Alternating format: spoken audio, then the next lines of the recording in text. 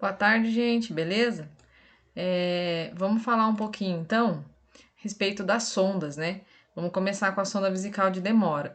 A gente já, quando nós tivemos a nossa aula de itens, a gente falou um pouco, né, a respeito da sonda. Então hoje a gente vai falar mais detalhadamente tanto da parte da sondagem como, né, dos itens em si.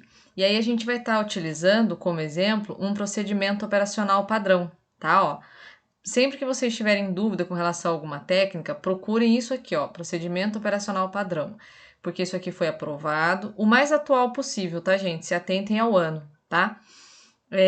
Porque isso traz credibilidade para aquilo que vocês estão, né, estão aprendendo. Então, nesse caso aqui, a gente vai estar falando a respeito do cateterismo vesical de demora.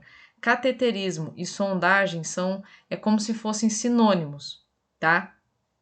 Tanto que a gente tem o cateterismo cardíaco, que é totalmente diferente do cateterismo vesical, mas a ação em si é a mesma. Por quê? Porque a gente vai estar introduzindo um catéter no paciente.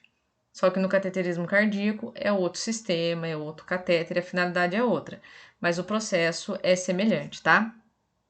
Aqui no caso ele foi elaborado por uma enfermeira. Esse que eu estou usando de exemplo aqui, ó, é dessa instituição aqui, ó, tá? Da UFSC, tá? Vocês têm na referência bibliográfica, vocês podem entrar diretamente no site. Qual que é o conceito? É um procedimento estéril. Se é um procedimento estéril, significa que ele não pode haver nenhum tipo de contaminação. Significa que ele não tem nenhum micro-organismo. Ele não pode ter nenhum micro-organismo. Por quê? Porque ele é invasivo.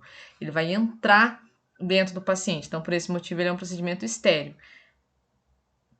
que consiste na introdução de uma sonda até a bexiga, através da uretra, com a finalidade de facilitar a drenagem de urina ou instilar medicação líquido. Ou seja, ela tem essa finalidade de drenar a urina, mas ela também pode servir para administração, né, de medicamentos, de líquido, enfim, outras finalidades. Com tempo de permanência longo, tá? Pode variar de dias a meses. Isso é determinado pelo médico. Claro que o fabricante da sonda, ele determina quanto tempo ela vai permanecer. Isso aqui é a duração do processo. Tem paciente que fica a vida inteira com a sonda, mas ele precisa fazer a troca dessa sonda periodicamente, ou de 20 em 20 dias, ou de 30 em 30 dias. É mais ou menos esse período, mas é de acordo com o fabricante, tá? O que nós vamos precisar de material? E aí, por que é interessante vocês conhecerem bem isso aqui? Porque essa parte, vamos dizer que 90% das vezes é o técnico e o auxiliar que providencia. Embora o procedimento de sondagem vesical seja exclusivo do enfermeiro, né, a passagem da sonda seja privativa do enfermeiro, o auxílio, a separação do material, o preparo do paciente, muitas das vezes é o auxiliar e o técnico que faz, tá? Então, ó, você vai precisar de um pacote de sonda vesical, um par de luva estéreo, né? Acho que vocês lembram que nós fizemos no laboratório a colocação da luva estéreo.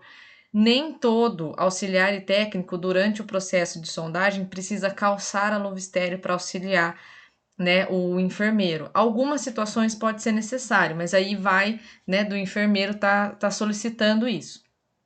Luva de procedimento, compressas ou luva de banho, sabão neutro, bacia com água morna, xilocaína, pacote de gaze, seringa de 20 ml que deve ter ponta Luer Slup simples, tá?